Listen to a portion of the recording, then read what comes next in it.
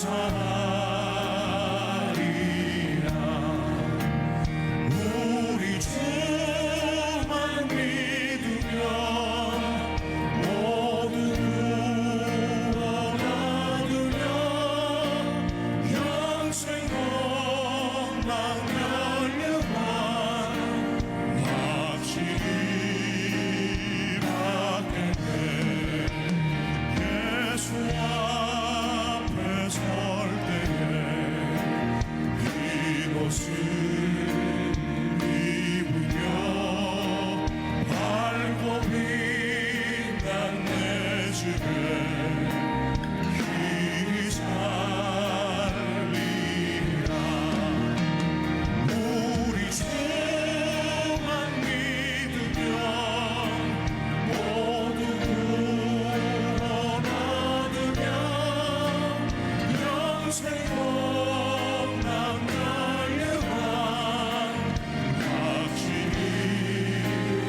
우리 주만 믿으면 우리 주만 믿으면 모두 구원 얻으며 영생 복락 열려만 확실히 받겠네.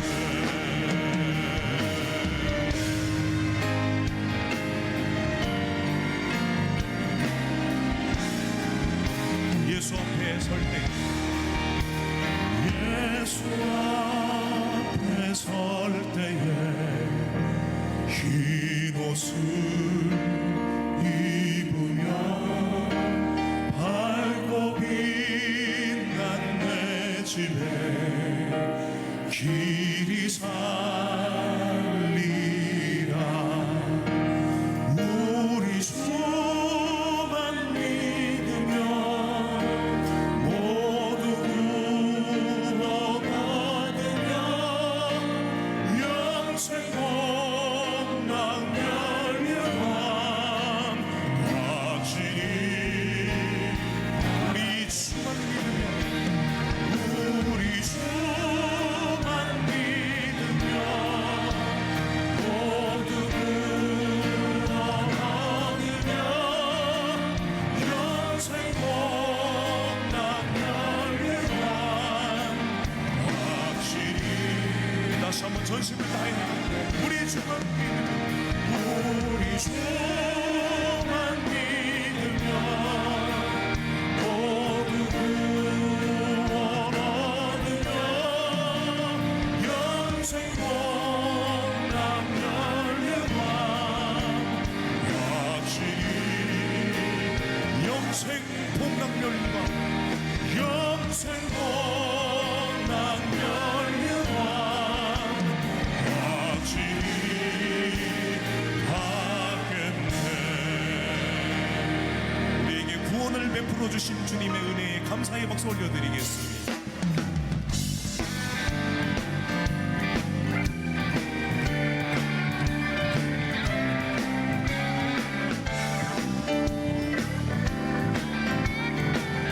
우리 함께 모여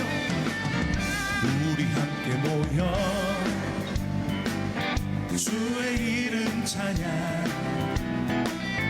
우리 함께 모여 주를 부르세. 위대한 일 행하셨네. 우리 소망 충만해. 우리 함께 모여 주의 이름 찬양. 우리 함께 모여 주의 이름 찬양. 우리 함께 모여 주를 부르세. 위대한 일 행하셨네. 우리 소망 충만해. 우리 함께 모여 주의 이름. 우리 다시 한번 찬양합니다. 우리 함께 모여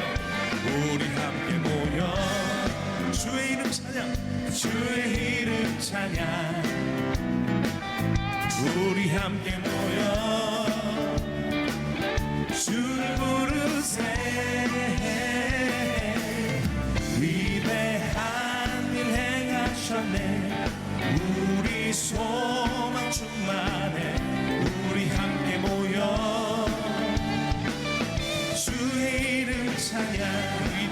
행하셨네. 위대한 일 행하셨네. 우리 소망 충만해. 우리 함께 모여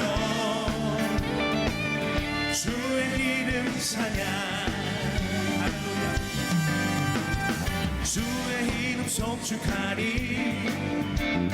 주의 이름 송축하리. 지존하신 주의 이름 찬양. 주의 이름 송축하리. 주의 이름 송축하리. 지존하신 주의 이름 찬양. 주님의 이름은 강한 성령. 그곳에 달려가자 안전하리. 주님의 이름 강한 성령. 그곳에 달려가자 안전하리. 거룩하신 주의 이름. 거룩하신 주의 이름. 거룩하신 주의 이름. 거룩하신 주의 이름 찬양. 거룩하신 주. 거룩하신 주의 이름. 거룩하신 주의 이름. 거룩하신 주의 이름 찬양. 주님의 이름은 주님의 이름은 강한 성령. 그곳에 달려가자 안전하리.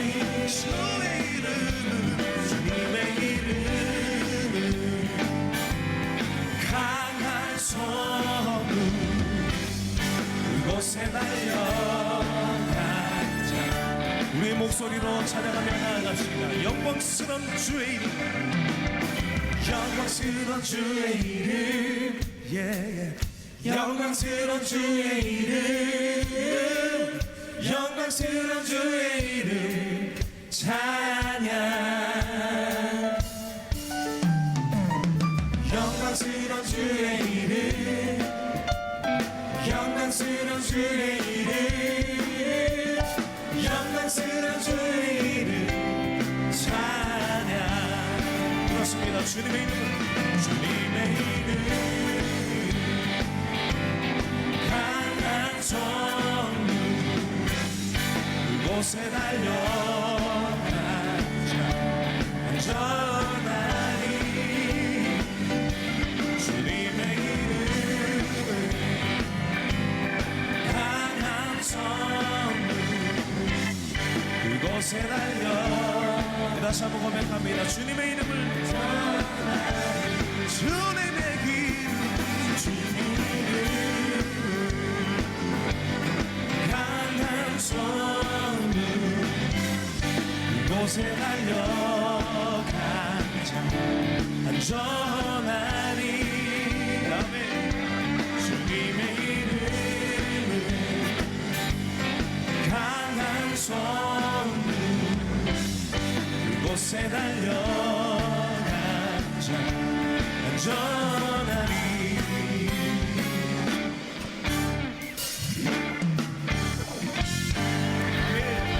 주님의 이름을 송축하리.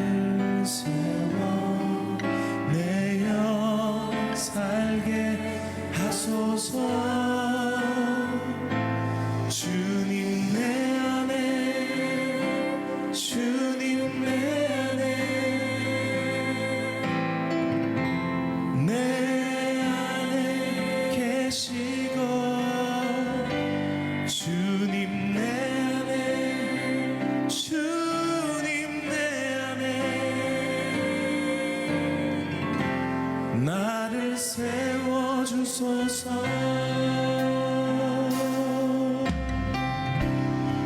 언제나 내 모습, 언제나 내 모습 너무나 부끄러워.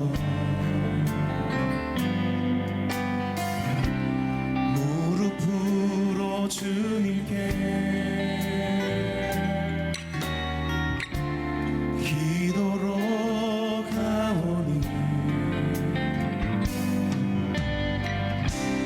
나 홀로 서 있는 죽은 내 영 깨우사, 죽은 내 영 깨우사.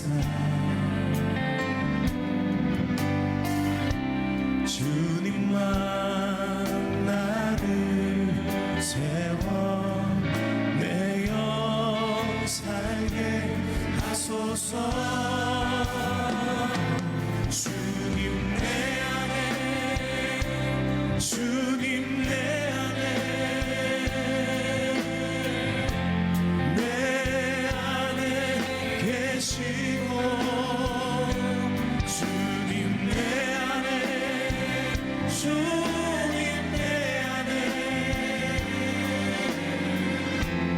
나를 세워. 주님 내 안에, 주님 내 안에, 주님 내 안에, 내 안에 계시고 주님 내 안에, 주님 내 안에 나를 세워주소서.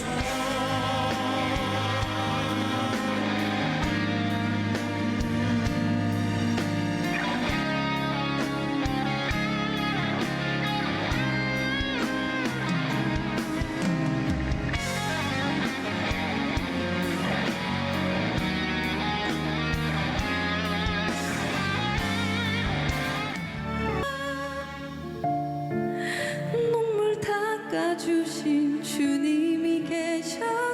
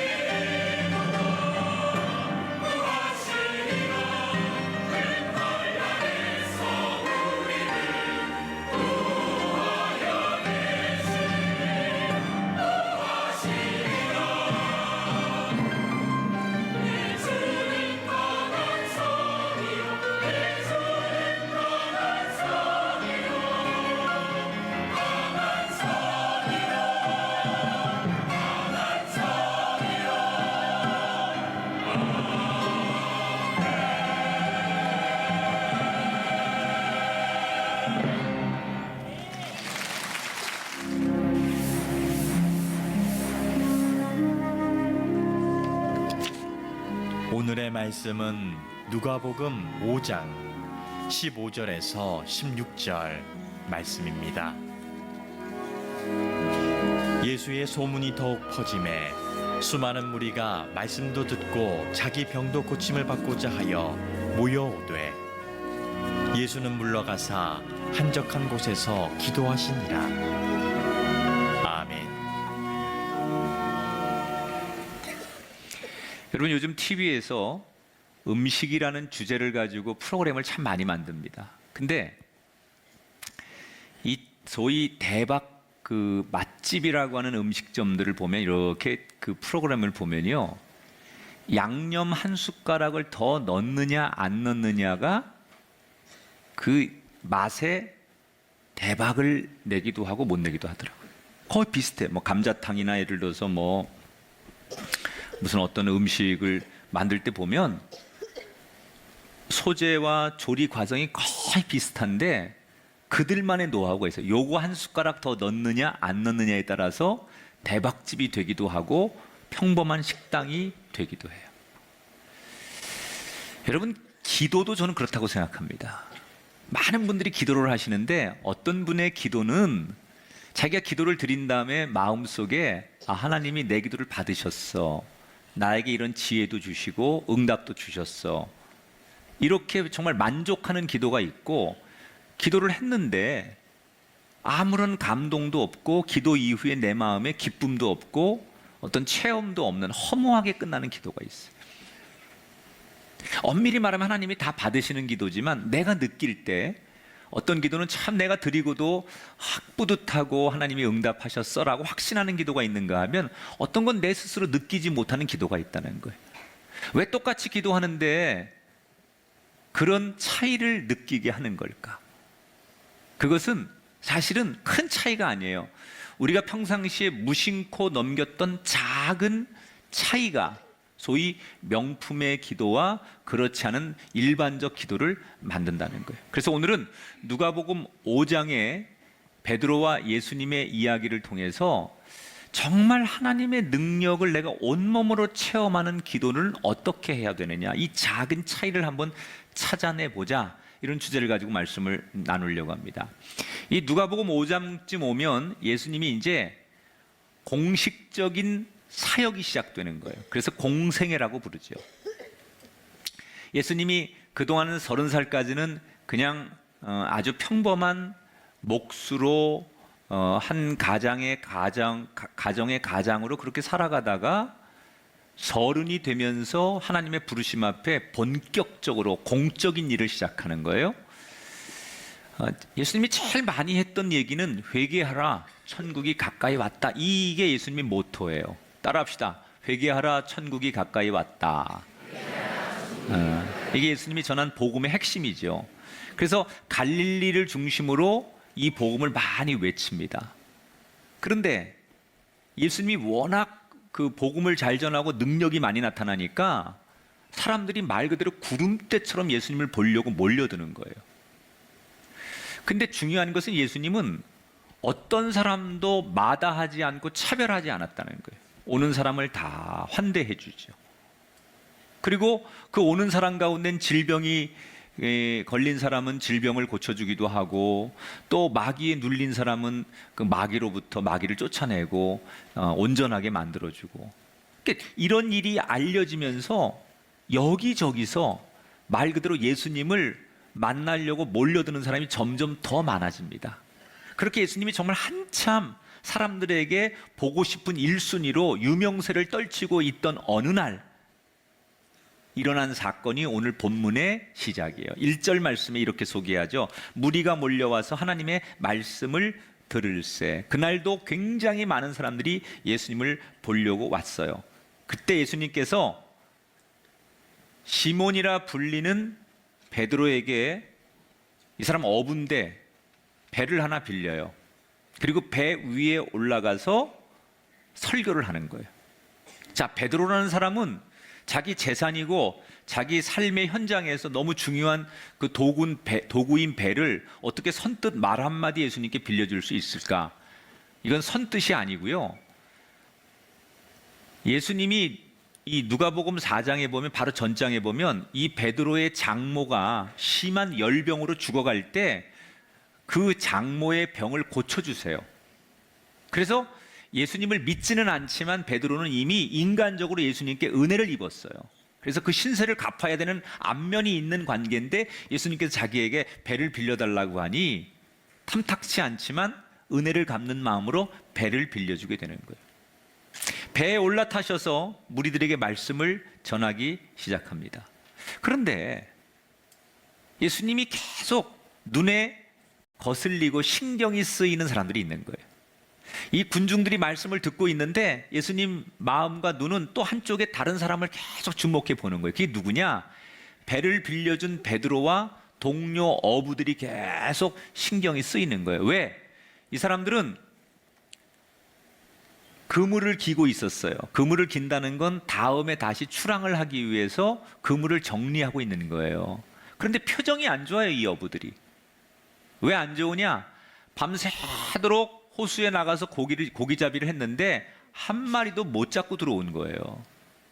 그걸 예수님이 알고 있었어요. 그러니까 이 말씀을 듣기를 원하는 군중들의 동화되지 못하고 한쪽에서 자기 일들만 묵묵히 하면서 그저 별로 오늘 그 얻은 성과가 없는 거에 대해서 기쁨 없이 있는 그들이 계속 신경이 쓰이는 거예요. 여기서 저는 예수님은 교회에만 계신 분이 아니다. 생업의 현장, 베드로를 부르시는 이 장면은 예수님께서 생업의 현장, 삶의 현장, 일터로 찾아가셔서 우리를 부르신다는 거예요. 여러분, 교회에서도 주님을 만나시고 주님의 부르심을 여러분 경험할 수 있어야 하지만 여러분이 삶의 현장에서 여러분이 일하는 일터에서 주님의 부르심과 주님을 맞이할 수 있게 되기도 주의 이름으로 축원합니다. 보아하니 예수님이 딱 보니까 한 마리의 고기도 못 잡았어요. 그러니까 일당을 못 본 거죠. 뭐 장사를 했는데 손해 본 거고, 뭐 열심히 사업했는데 뭐 계약이 안 된 거고 그런 거 아니겠어요? 농사를 졌는데 망한 거예요. 그런 이 어부들을 보면서 예수님께서 말을 거는 거예요. 중간에 여보시오 선생님, 내 딱 보니 고기를 오늘은 한 마리도 못 잡으신 것 같네요. 이렇게 말을 걸었어요. 예수님이 다짜고짜 베드로한테 한 마리도 못 잡았냐? 이렇게 반말하진 않았을 거예요. 점잖게 아유 선생님 오늘 보니까 허탕 치셨네요. 어떡해요? 이렇게 아마 위로하려고 말을 걸었을 거예요. 자, 저는 이게 굉장히 중요하다고 생각해요. 우리가 흔히 기도를 주님과의 대화라고 얘기해요. 기도는 뭐라고요? 주님과의 대화예요.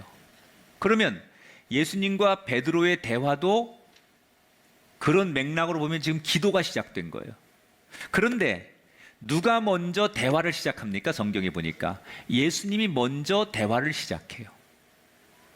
우리는 흔히 내가 먼저 주님의 이름을 불러서 그게 기도라고 우리는 생각해요. 내가 주님을 불렀기 때문에 기도가 시작된다고 생각해요.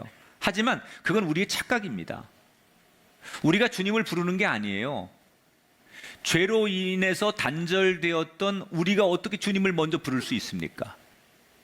예수님께서 우리를 먼저 찾아와 주셨고 우리를 먼저 불러주셨고 우리를 용납해 주셨기 때문에 우리가 주님을 만나는 거예요. 그래서 우리가 주님께 기도할 수 있는 거예요. 여러분, 내가 주님을 부르기 때문에 기도가 시작되는 게 아니라 주님이 나를 찾아와 주셨기 때문에 기도는 이루어지는 것이다. 예수님이 먼저 베드로에게 말을 건네는 거예요. 한 마리도 못 잡으셨네요.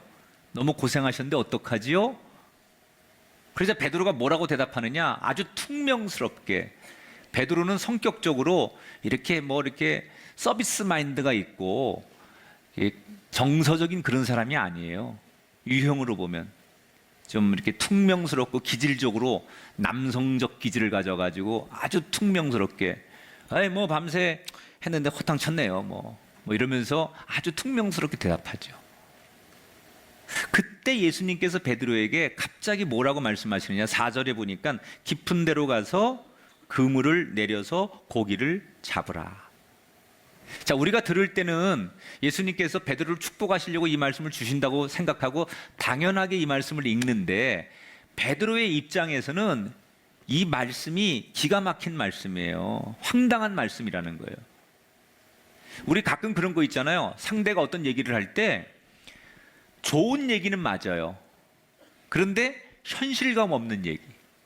아, 참 좋은 얘기고, 이론적으로는 맞는데 현실과 동떨어진 얘기를 할 때 그 얘기에 대해서 별로 이렇게 반응하고 싶지 않을 때 있는 것처럼 베드로가 딱 그런 상황이라는 거예요. 왜?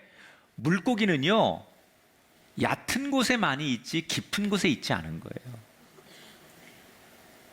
베드로는 평생 어부질을 하면서 프로예요. 그런데 고기잡이 한 번도 해보지 않은 아마추어인 예수님께서 자기 영역을 침범하는 거 아닙니까 지금? 여러분, 적어도 이 분야만큼은 내가 베테랑이고 내가 이거를 평생 업으로 삼고 있는데 누가 갑자기 뛰어들어가지고 그거 그렇게 하는 거 아니라고 그렇게 말하면 기분 좋을 사람이 누가 있어요? 베드로가 딱 그 상황이에요. 자존심 상하죠. 베드로가 예수님이 그런 명령을 내렸을 때 베드로가 할 수 있는 그 초이스가 세 가지예요. 선택할 수 있는 게. 첫째, 이상한 소리 하지 마십시오. 그리고 퉁명스럽게 거절할 수 있어요. 무시할 수 있어요. 두 번째, 적당히 예 알겠습니다 그러면서 나중에 하겠습니다. 그리고 예수님 얘기도 받아주면서 행동을 취하지 않을 중간지대의 대답이 있을 거예요. 세 번째, 예수님 소리가 좀 이상하긴 하지만 한번 해보겠습니다. 그리고 즉시 그 자리에서 사는 방법이 있을 거예요. 이 세 가지 방법 중에 베드로는 세 번째 방법을 선택해요. 5절 6절 베드로가 대답하여 이르되 선생님 말씀에 의지하여 내가 그물을 내리리다 하고 그렇게 하니라는 말 따라하세요. 그렇게 하니.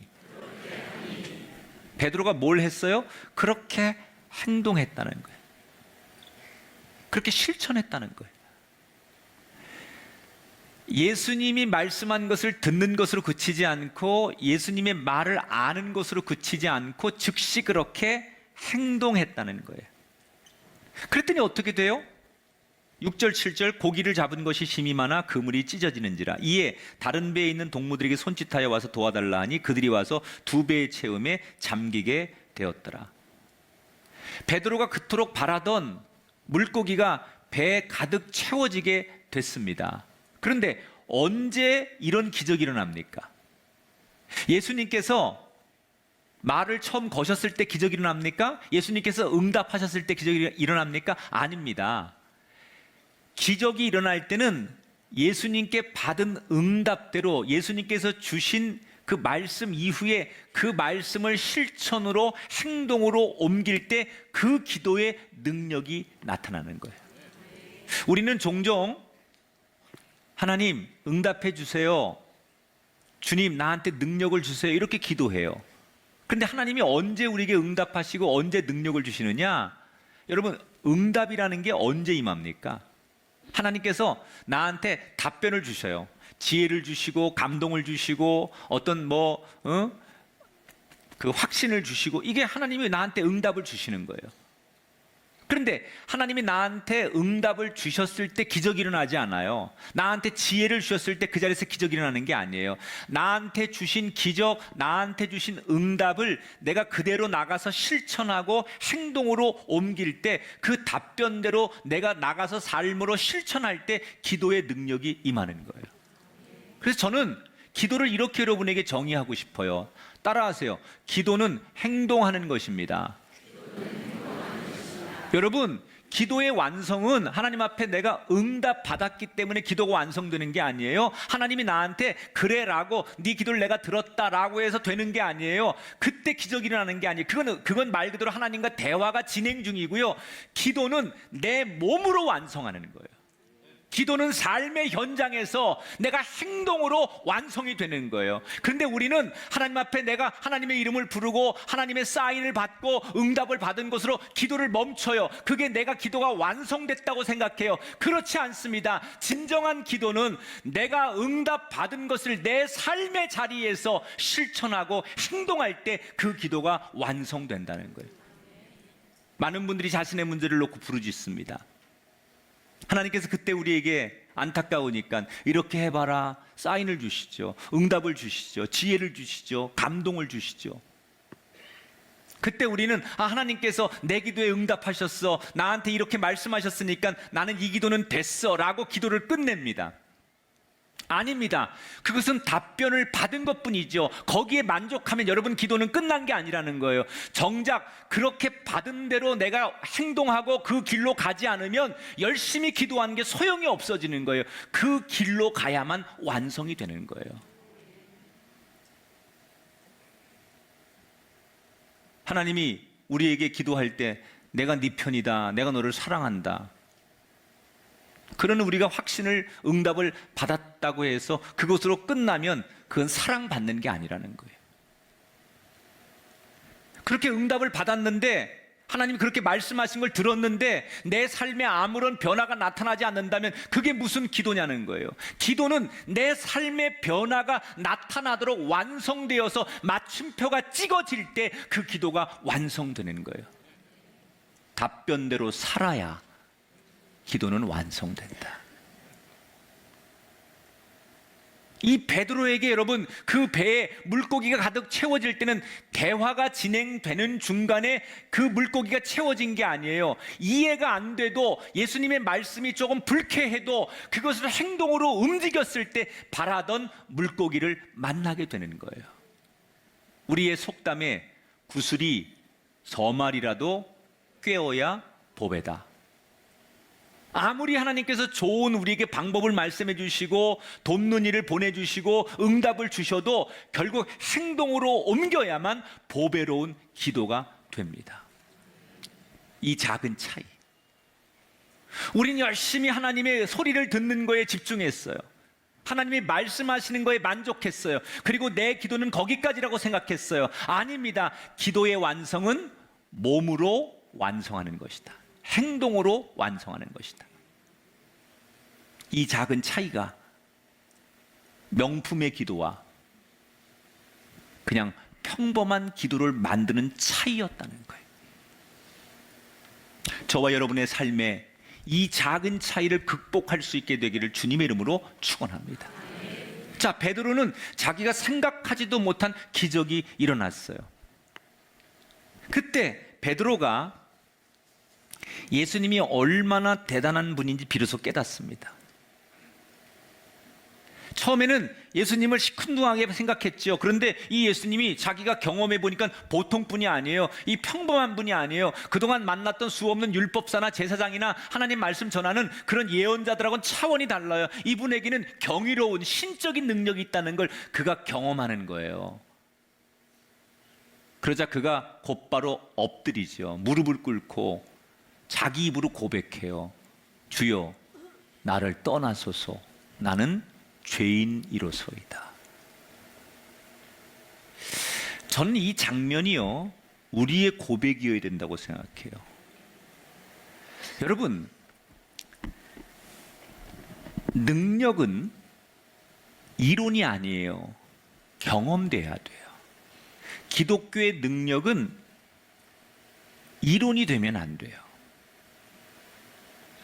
제가 이렇게 교인들을 목회하면서 보면 잠재력이 있는 교인들, 야, 저 교인은 잘 훈련되고 양육되면 정말 하나님 앞에 크게 쓰임 받겠다. 이 공동체, 교회 공동체에 좋은 리더가 되겠다. 이렇게 기대하는 분들이 있어요. 그래서 훈련을 시킵니다. 맨투맨 양육도 하고 그 사람에게 정말 목적이 있는 과정으로 그 사람을 잘 트레이닝을 시킵니다. 그래서 잘 자랍니다. 그런데 기대한 만큼 결국 안 되는 교인들이 있어요. 왜 그런 줄 알아요? 똑똑합니다. 그래서 어떤 일을 하는데 그 일의 리더로서는 참 훌륭합니다. 한 조직을 이끌고 사람들을 설득하고 행정적인 일은 참 잘하는데 이 사람이 더 그 벽을 못 깨요. 우리가 기대하는 정말 아주 신령한 능력이 있는 사람이 되길 원하는데 그게 안 돼요. 왜 안 되느냐? 평생을 이론으로만 공부하는 거예요. 좋은 머리로, 그리고 언어로, 그리고 자기의 경험으로, 상식으로만 공부해서 교회 조직원이 되는 거예요. 그런 리더가 되면 결국은 어느 정도까지는 조직을 잘 이끌어가는데 내가 생각하는, 하나님이 생각하는 능력 있는 종이 되질 않아요. 그런데 의외로 이 사람 별로 이렇게 여러 가지 스펙이나 또 이 사람 스토리로 봐서는 그렇게 굉장히 탁월한 리더가 될 것 같지 않은데 어느 날 이 사람이 정말 교회 공동체의 좋은 리더가 돼요. 사람들을 영적으로 끌고 가고 사람들이 신뢰하고 이 사람이 딱 리더의 자리에 서면 사람들이 그를 신뢰하면서 쫓아가고 그래요. 그런 평신도들을 만나요.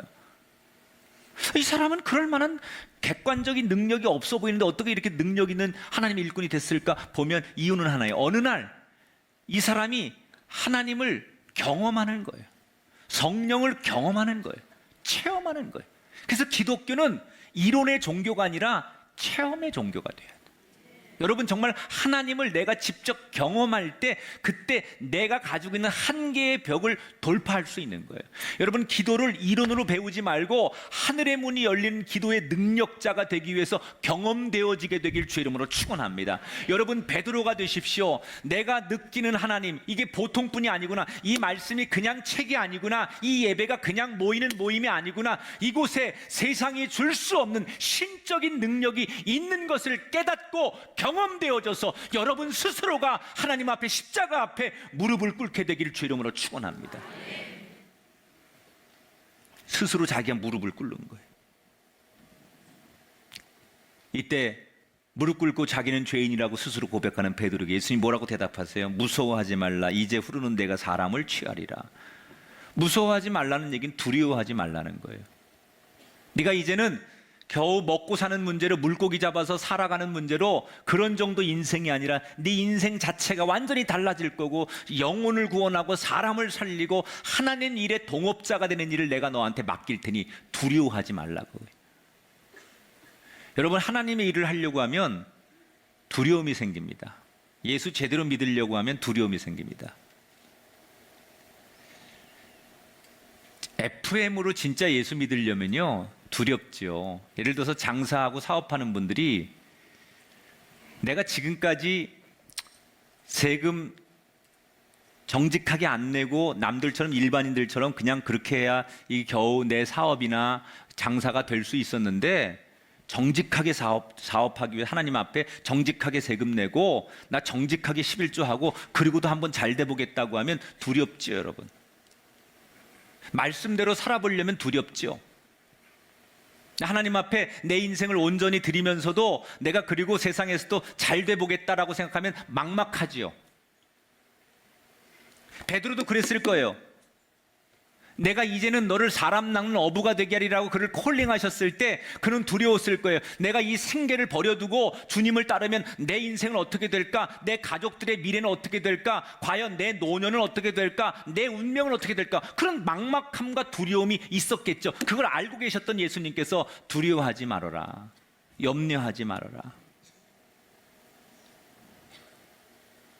우리 인생이요 평생 먹고 사는 문제와 씨름하면 죽을 때까지 그거하고 씨름하는 거예요. 그래서 어떤 인생은 태어나서 죽을 때까지 겨우 그 월급 봉투하고 씨름하는 거예요.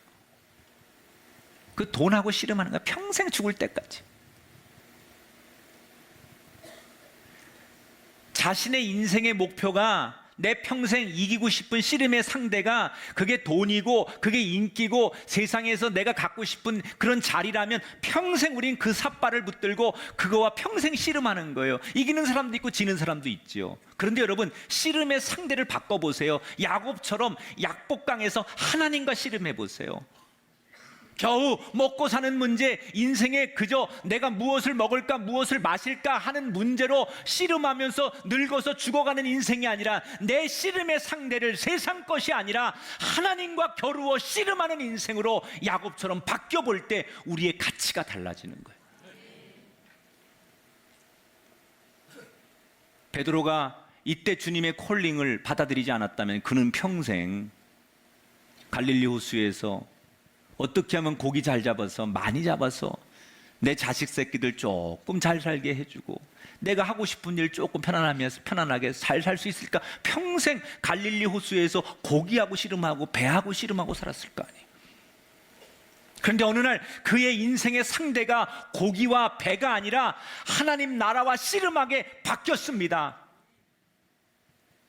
그게 인생의 대박이에요. 그게 인생의 가치예요. 내가 씨름하는 상대가 누구냐가 내 인생의 가치 아닙니까? 한낱 그런 상대하고 말싸움이나 하고 있고, 그런 상대하고 신경이나 쓰고 있고, 그런 상대가 라이벌이라고 하면 여러분의 인생이 그거라는 거예요. 그런데 내 상대가 격이 있고, 내 상대가 정말 차원이 다른 상대와 내가 겨루어 씨름한다면 그게 바로 내 인생이라는 거예요. 이제는 사람을 낚는, 고기를 낚는 인생이 아니라 사람을 살리는 인생으로 바뀌게 될 것이다. 이때 베드로가 새로운 꿈이 생기는 거예요. 그래서 모든 걸 다 버려두고 예수님을 따르는 제자가 되는 거예요. 베드로는 주님의 제자가 되기 위한 첫 번째 조건, 다 버린다는 거예요. 뭐 이 배는, 내가 주님 일을 하면서 이 배는 어디 임대로 주고, 혹시 내가 나중에 잘 안 되면 돌아와서 다시 시작할 수 있도록 누구한테 빌려주고 감춰두고, 그게 아니에요. 올인하는 거예요. 다 버리는 거예요. 그리고 이제 예수님은 그 베드로를 제자로 데리고 다니시는 거예요. 그리고 여기저기 예수님과 베드로가 함께 다니면서 공동 사역을 하는데, 어느 날 온몸에 나병이 든 한 사람이 찾아옵니다. 이 당시는 나병은 고칠 수 없는 불치의 병이에요. 그래서 걸리면 격리를 시킵니다. 이건 전염되는 병이니까 딱 가족들과 사람들도 격리를 시켜서 이 구성원이 못 되게 만들어요. 닿기만 해도 전염이 될 뿐더러 이것은 율법적으로 부정한 병이라고 해서 종교적으로도 매장을 시켜버립니다. 그러니까 당시에 나병 환자들은 소원이 두 가지가 있었어요. 하나는 빨리 편안하게 죽든지, 아니면 고칠 수 없으니까 나한테 기적이 일어났으면 좋겠다. 치료 방법은 없어요. 기적이 일어나든지 아니면 내가 빨리 죽든지, 둘 중에 하나가 가장 행복한 거예요, 나병 환자들에게.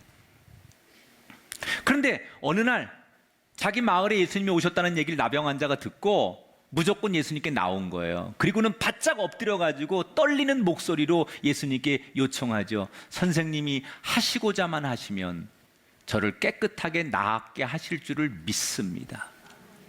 그러면 보통 사람들 같으면 그런 나병 환자를 물러가라고 소리를 지릅니다.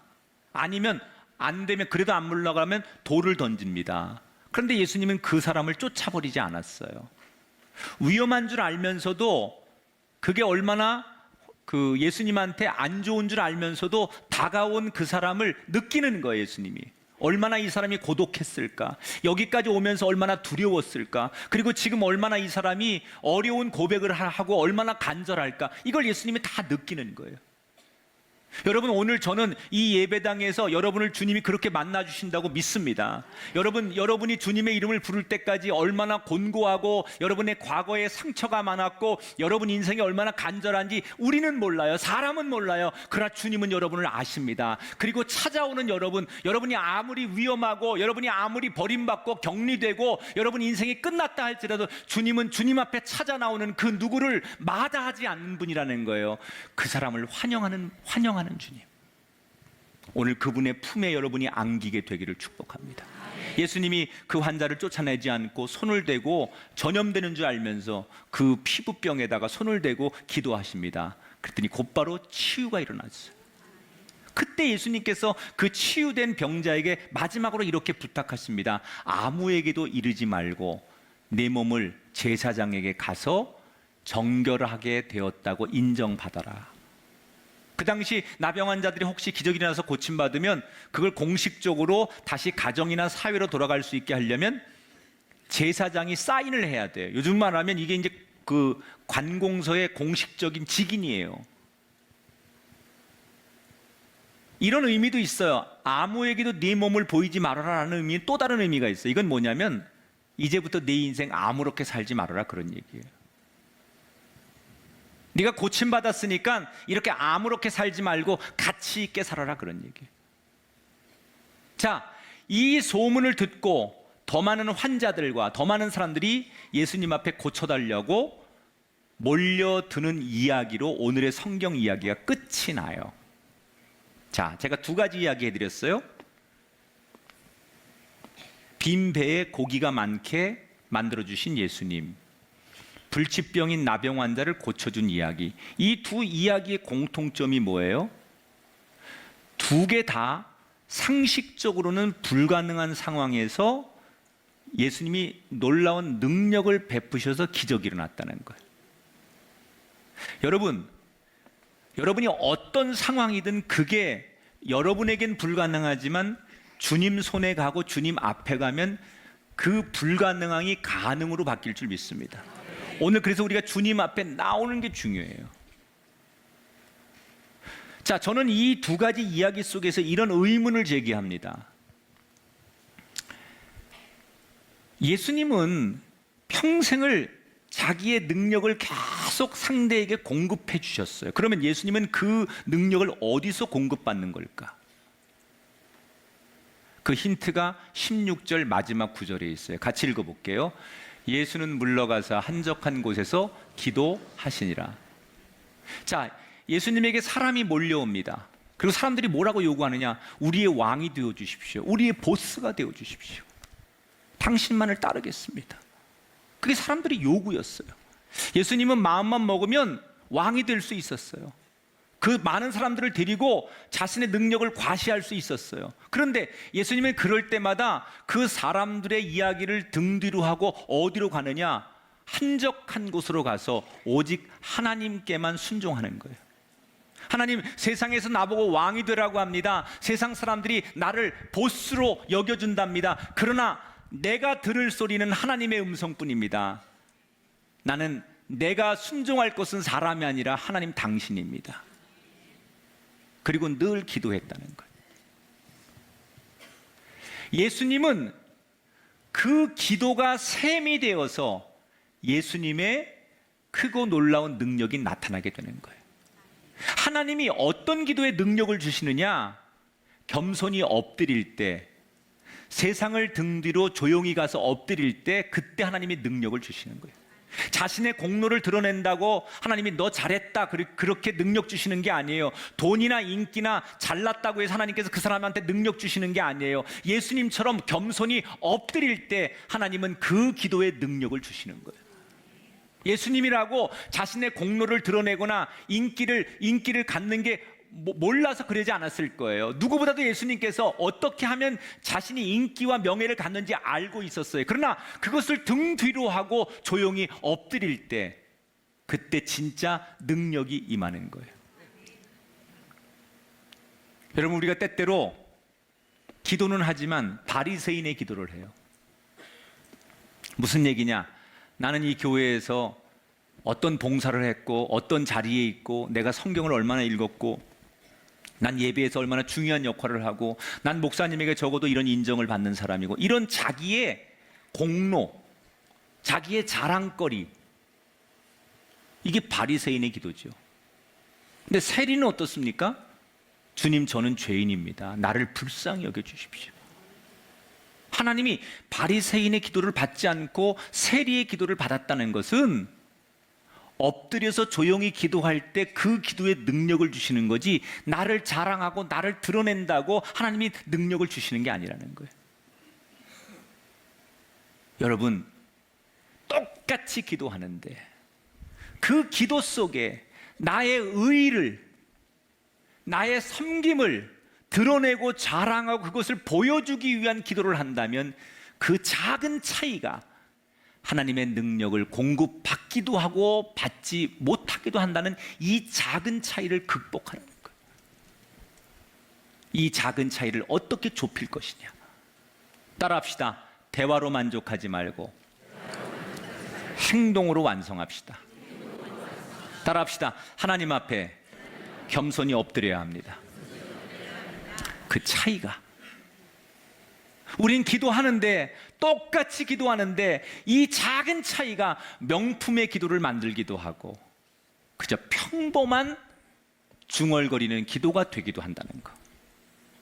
이 차이를 극복하셔서 여러분 명품 인생이 되시고 명품 믿음이 되시고 명품 기도가 되시기를 주님의 이름으로 축원합니다.